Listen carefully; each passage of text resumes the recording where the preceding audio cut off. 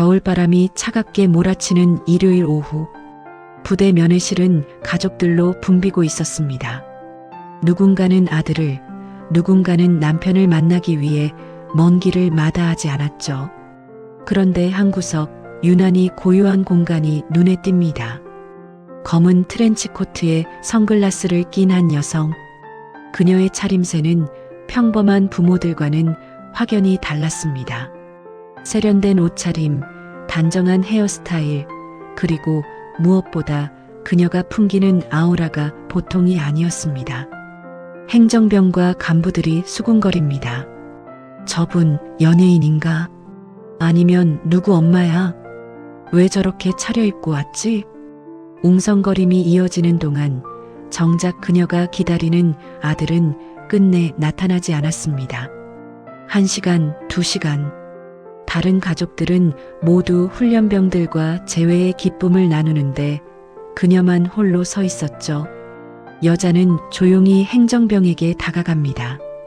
제 아들은 왜 나오지 못하는 겁니까? 행정병이 컴퓨터 화면을 확인하더니 짜증스러운 표정으로 서류를 내밉니다. 여기 보시면 나와 있지 않습니까? 화면에는 붉은 글씨로 이렇게 적혀 있었습니다. 면회 불응 사유 규율 위반.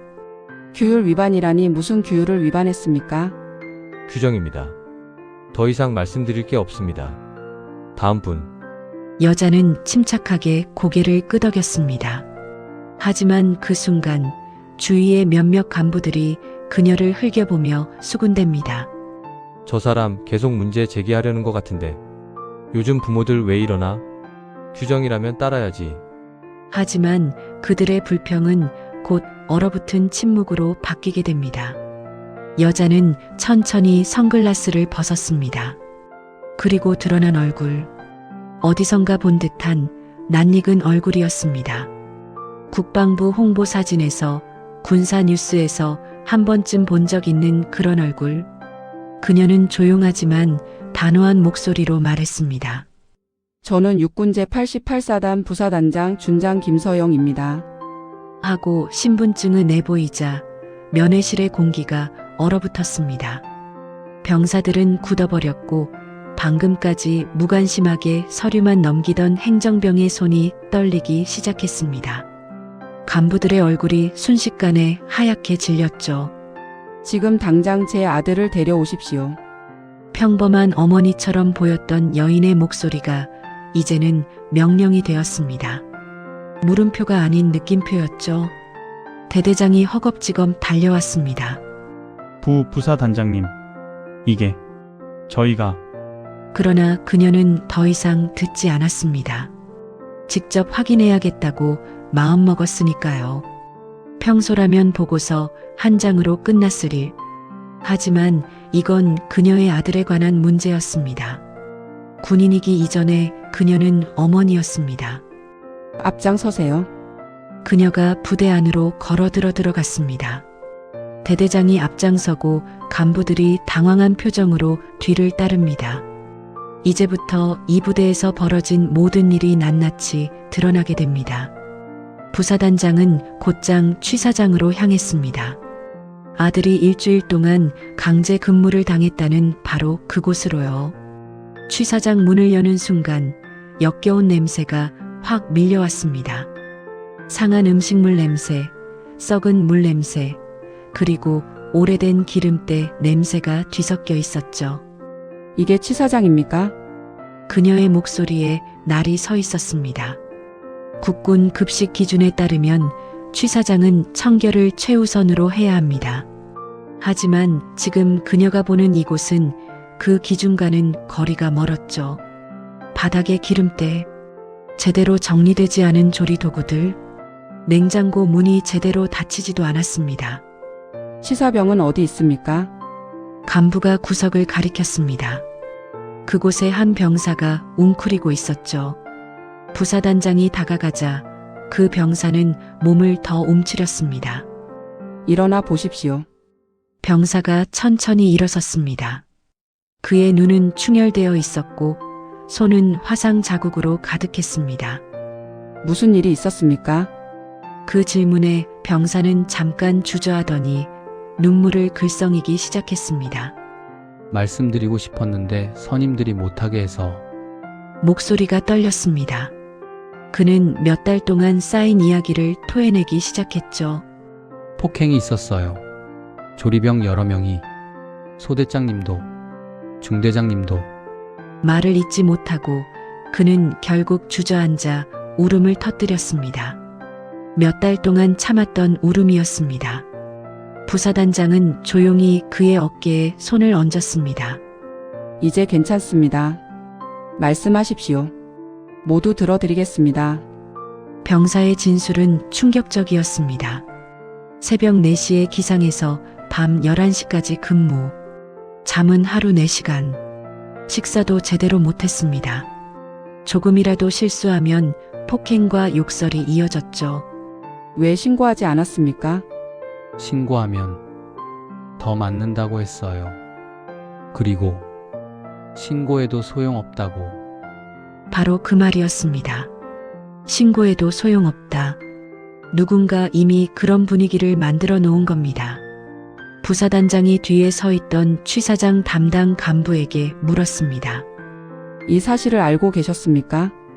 간부는 말을 더듬었습니다. 그게 저희도 들었지만 확인이 안 돼서. 확인이 안 됐다고요? 병사가 이렇게 상처투성이인데 확인이 안 됐다고요? 취사장 간부는 입을 다물었습니다. 그녀는 알았습니다. 이건 단순히 몇 명의 문제가 아니라는 것을, 전체 시스템의 문제라는 것을요. 제 아들이 여기서 일주일 동안 근무했다고 했죠. 예, 그게 이유가 뭡니까? 교육 차원에서. 거짓말이었습니다. 교육이 아니라 징벌이었죠.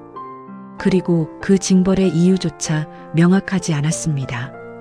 부사단장은 천천히 취사장을 둘러봤습니다. 녹슨 조리도구, 관리되지 않은 식재료, 그리고 구석에 버려진 병사들의 안전. 이 취사장 당장 폐쇄합니다.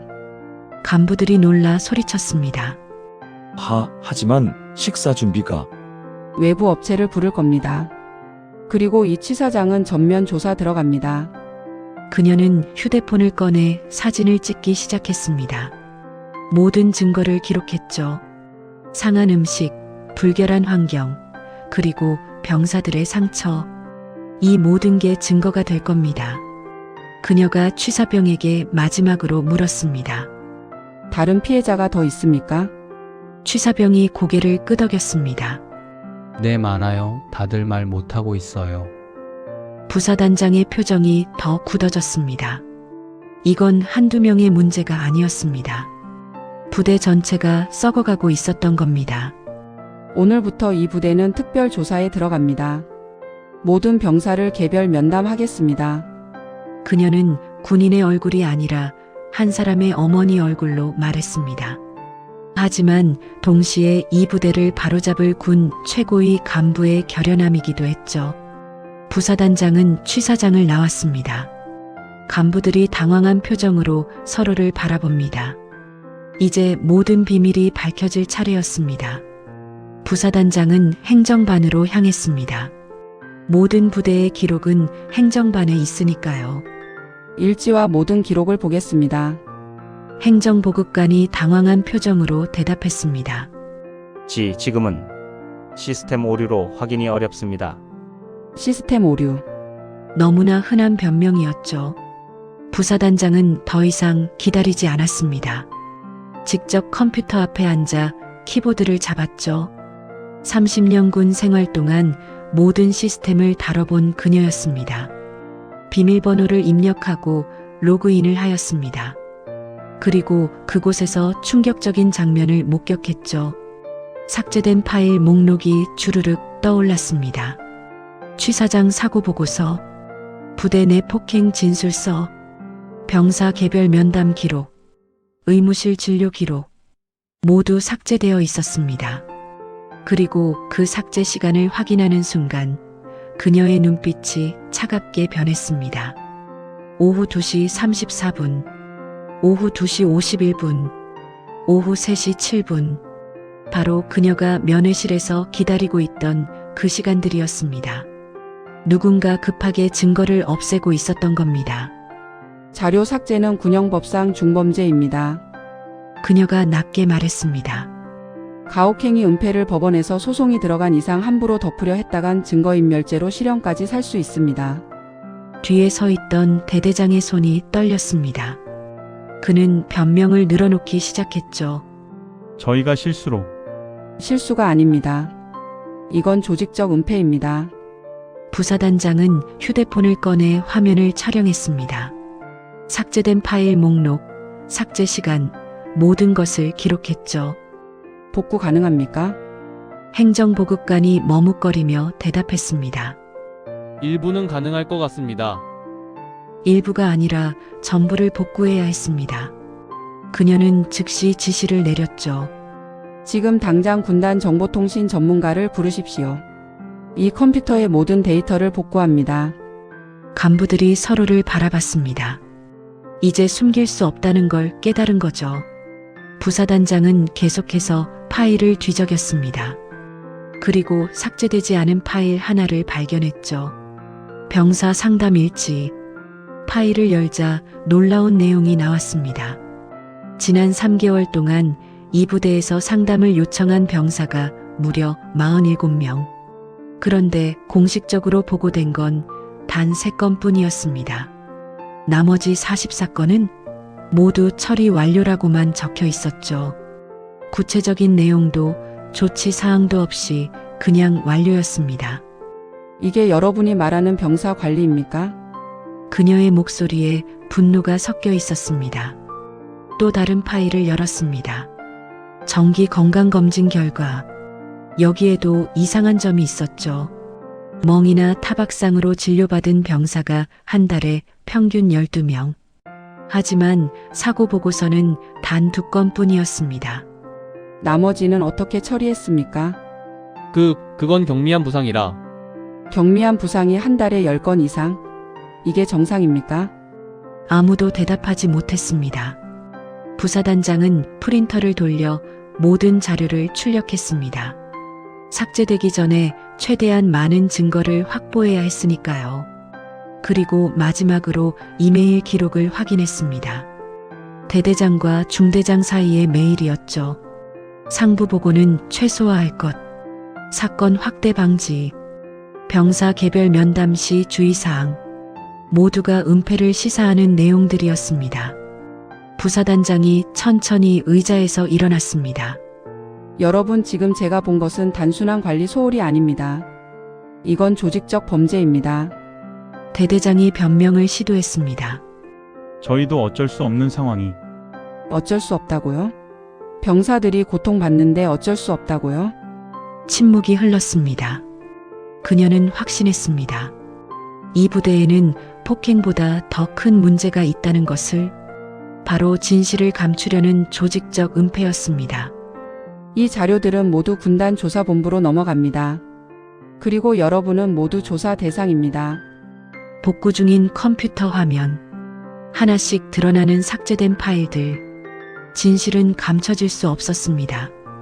부사단장은 생활관 3층으로 향했습니다. 아들이 가장 두려워하던 바로 그 공간으로요. 계단을 오르는 동안 병사들의 속삭임이 들렸습니다. 야, 큰일 났다. 진짜 큰일 났어. 그분이 사단 부사단장이래. 우리 선임들, 이제 끝난 거 아니야? 공포와 안도감이 뒤섞인 목소리들이었습니다. 3층 생활관 문을 열자 2명의 고참이 긴장한 얼굴로 서 있었습니다. 평소 같았으면 큰 소리치고 명령을 내렸을 그들이 지금은 벌벌 떨고 있었죠. 부사단장은 아무 말 없이 사물함을 열기 시작했습니다. 첫 번째 사물함. 허리띠가 보였습니다. 일반적인 허리띠가 아니라 끝이 뾰족하게 갈아진 허리띠였죠. 두 번째 사물함. 강목이 숨겨져 있었습니다. 군대에서 쓰는 일반 강목이 아니라 손잡이 부분이 테이프로 감긴 강목이었습니다. 세 번째 사물함.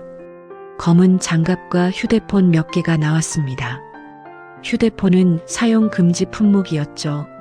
이것들 어디에 쓰는 용도입니까? 그녀가 물었습니다.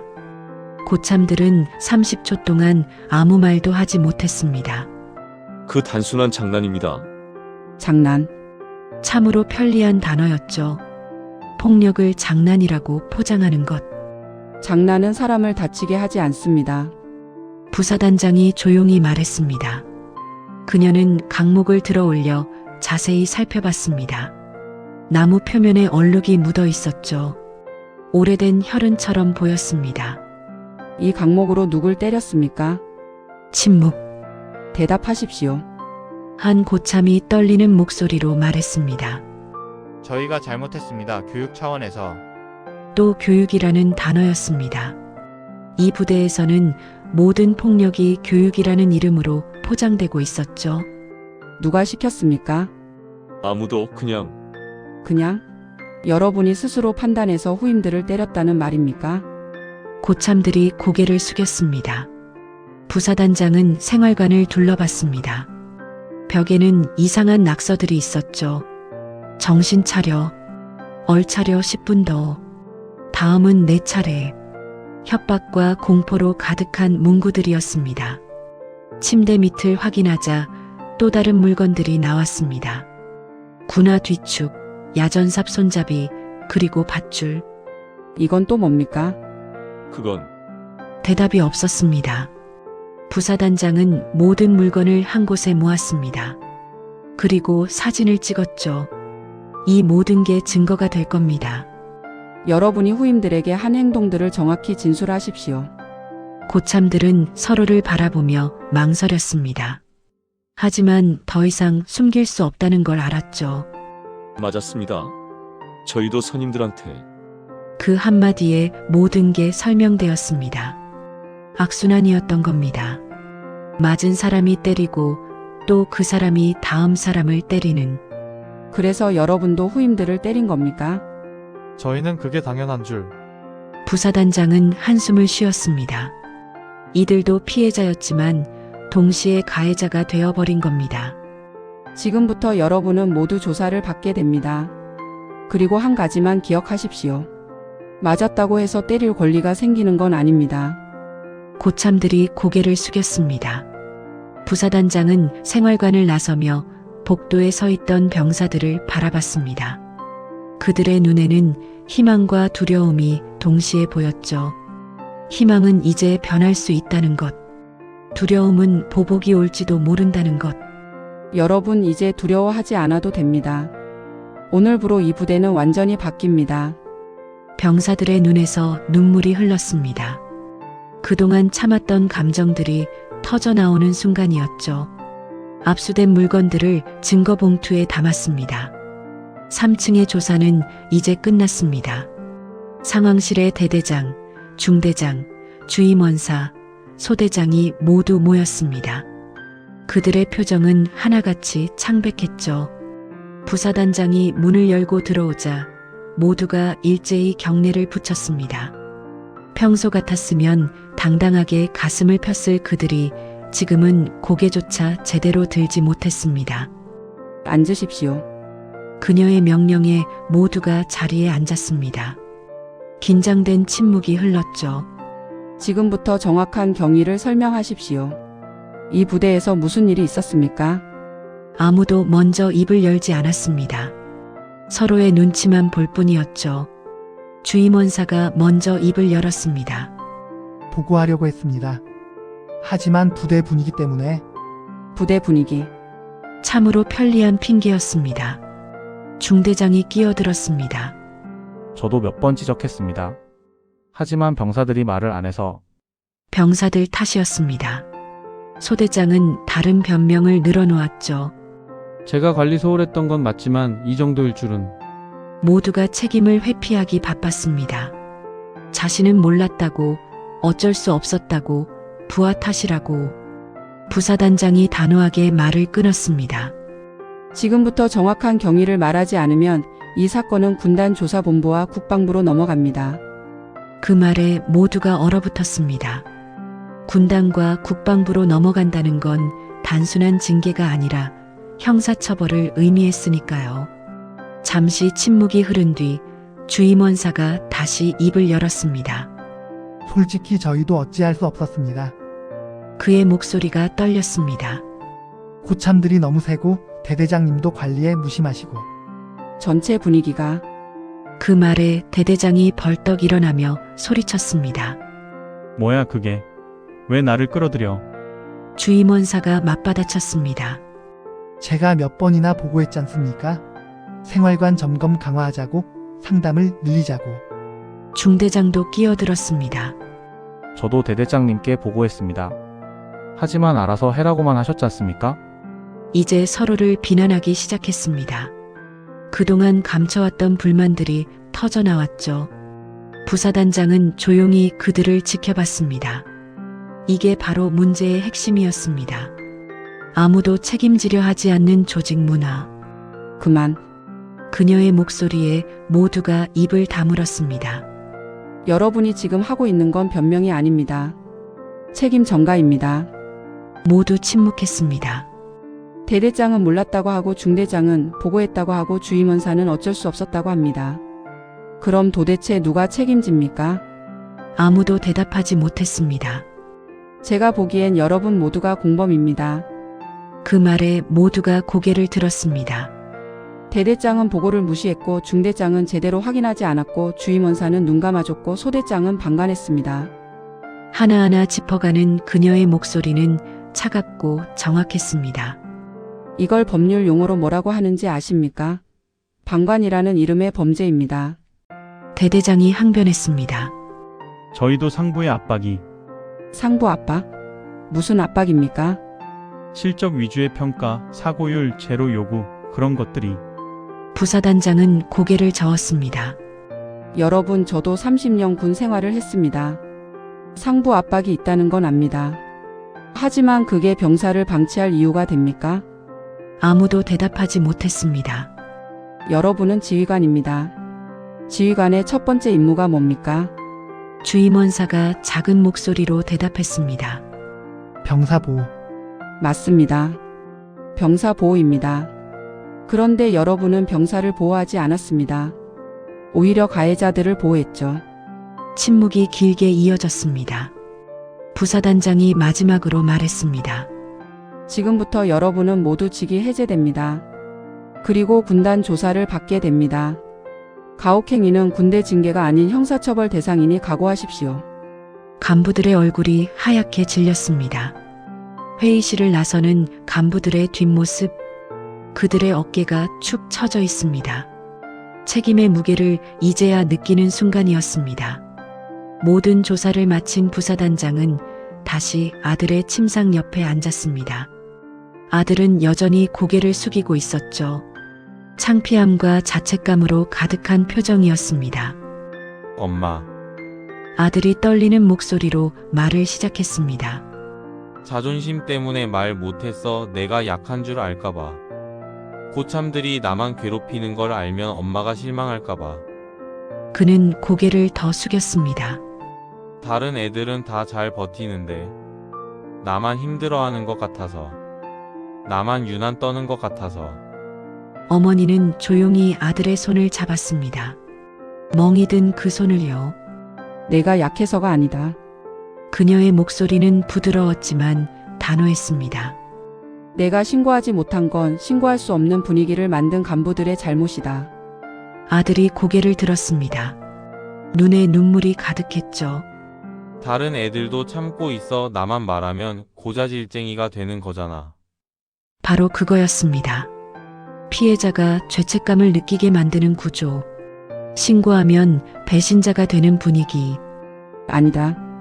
어머니가 단호하게 말했습니다. 잘못된 걸 잘못됐다고 말하는 건 고자질이 아니다. 그건 용기다. 아들의 눈에서 눈물이 흘러내렸습니다. 몇 달 동안 참았던 눈물이었습니다. 엄마 미안해. 내가 더 강했어야 했는데. 아니다. 내가 더 강할 필요는 없었다. 이 부대가 제대로 작동했어야 했다. 어머니는 아들을 꼭 안아주었습니다. 군인으로서가 아니라 어머니로서요. 내 잘못이 아니다. 절대로. 한참을 울던 아들이 조용히 물었습니다. 이제 어떻게 되는 거야? 이 부대는 완전히 바뀔 거다. 그리고 너를 괴롭힌 사람들은 처벌받을 거다. 다른 애들은? 아들이 걱정스러운 표정으로 물었습니다. 나 때문에 다른 애들이 불이익 받는 건 아니겠지? 바로 그 마음씨였습니다. 자신이 피해자인데도 다른 사람을 걱정하는 마음. 아니야, 오히려 내가 용기 내준 덕분에 다른 병사들도 구제받을 거다. 어머니는 속으로 다짐했습니다. 이 부대는 오늘부로 끝났다. 그리고 다시는 이런 일이 일어나지 않게 하겠다. 그녀는 아들의 어깨를 토닥이며 말했습니다. 내가 군대를 망친 게 아니다. 군대가 너를 지키지 못한 거다. 그 말에 아들이 조금씩 고개를 끄덕였습니다. 어머니는 일어서며 마지막으로 말했습니다. 앞으로 힘든 일이 있으면 참지 마라. 말해라. 그게 약한 게 아니라 똑똑한 거다. 아들이 처음으로 작은 미소를 지었습니다. 생활관을 나서는 어머니의 뒷모습. 이제 그녀는 다시 군인의 얼굴로 돌아갑니다. 할 일이 아직 많이 남아 있었으니까요. 다음 날 아침 8시 부대 전체에 긴급 집합 방송이 울렸습니다. 전 병력 연병장으로 집합.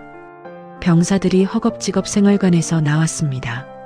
무슨 일인지 몰라 불안한 표정들이었죠. 간부들도 마찬가지였습니다. 어제 일이 어떻게 진행될지 몰라 긴장한 얼굴들이었습니다. 연병장 중앙에 부사단장이 서 있었습니다. 그녀의 뒤로는 군단 조사관 5명과 헌병 10명이 대기하고 있었죠. 차렷! 전 병력이 일제히 자세를 취했습니다. 부사단장이 입을 열었습니다. 확성기 없이도 또렷하게 들리는 목소리였죠. 본 부대에서 발생한 폭행, 가혹행위, 강압근무 그리고 증거 은폐 의혹. 그녀의 목소리는 차갑고 명확했습니다. 이 모든 사건은 오늘부로 사단장 및 국방부 조사본부에서 직접 조사합니다. 병사들 사이에서 웅성거림이 일었습니다. 관련자 전원 지금부터 대기 명령입니다. 그 말과 동시에 헌병들이 움직이기 시작했습니다. 가혹행위에 연루된 고참 병사 8명, 방관한 간부 4명이 차례로 불려나갔죠. 대대장은 그 자리에서 다리에 힘이 풀려 주저앉을 뻔했습니다. 옆에 있던 부관이 급히 부축했죠. 부사단장이 계속 말했습니다. 오늘부터 이 부대는 특별관리 대상입니다. 모든 병사는 개별 면담을 받게 됩니다. 여러분이 겪은 모든 일을 솔직하게 말하십시오. 병사들의 눈빛이 조금씩 변하기 시작했습니다. 두려움에서 희망으로요. 그리고 한 가지 약속하겠습니다. 부사단장의 목소리에 힘이 실렸습니다. 진실을 말한 사람에게는 절대 불이익이 없습니다. 오히려 보호받을 것입니다. 병사들 사이에서 안도의 한숨이 흘러나왔습니다. 군은 힘 있는 사람이 약한 이를 지키는 곳이어야 합니다. 그녀가 전체 병력을 천천히 둘러보며 말했습니다. 그런데 여러분이 경험한 이 부대는 그렇지 않았습니다. 강한 자가 약한 자를 짓밟고 위에 있는 사람이 아래 사람을 방관했습니다. 모두 침묵했습니다. 오늘부로 그 모든 것을 바로잡겠습니다. 부사단장은 선글라스를 천천히 꺼내 썼습니다. 아들을 걱정하던 어머니의 얼굴이 다시 군 최고위 간부의 얼굴로 변하는 순간이었죠. 이제부터 이 부대는 제가 직접 관리합니다. 생활관 전면 재점검, 급식 시스템 개편, 상담 프로그램 확대, 모든 것을 처음부터 다시 시작합니다. 병사들의 표정이 밝아지기 시작했습니다. 그리고 앞으로 이런 일이 다시 발생하면 그땐 저를 찾아오십시오. 직통 한 라인을 만들겠습니다. 이건 단순한 약속이 아니었습니다. 실행될 명령이었죠. 부사단장이 마지막으로 말했습니다. 여러분은 이 나라를 지키기 위해 왔습니다. 그런 여러분을 지키지 못한 건 우리 간부들의 잘못입니다. 진심으로 사과합니다. 그녀가 깊게 고개를 숙였습니다. 준장이 병사들에게 사과하는 모습, 이건 아주 드문 일이었습니다. 병사들 사이에서 작은 움직임이 일었습니다. 누군가 눈물을 닦았고 누군가는 안도의 한숨을 쉬었습니다. 이상. 집합이 끝나고 병사들이 흩어졌습니다. 하지만 그들의 표정은 아침과 달랐죠. 처음으로 희망이 보였습니다. 간부들은 조사관들과 함께 사무실로 향했습니다. 이제 진실을 밝힐 시간이었으니까요. 부사단장은 혼자 연병장에 남아 부대를 둘러봤습니다. 겨울 아침의 차가운 공기. 하지만 이제 이 부대에는 따뜻한 변화가 시작될 거였습니다. 그녀는 휴대폰을 꺼내 아들에게 짧은 문자를 보냈습니다. 엄마는 항상 내 편이다. 사랑한다. 그리고 다시 군복을 여미며 사무실로 향했습니다. 그날 이후 그 부대는 완전히 바뀌었습니다. 가혹행위 가담자들은 모두 형사처벌을 받았고 방관한 간부들은 징계와 함께 보직 해임되었습니다. 새로운 지휘관이 부임했고 병사 인권 보호 시스템이 전면 도입되었습니다. 그리고 가장 중요한 변화는 병사들의 눈빛이었습니다. 두려움 대신 자신감이, 절망 대신 희망이 그들의 눈에 담겼죠. 한 사람의 용기가 전체를 바꿨습니다. 선글라스 너머로 본 진실, 그리고 그 진실을 밝히기 위한 어머니의 결단. 군대는 변할 수 있습니다. 우리가 침묵하지 않는다면요.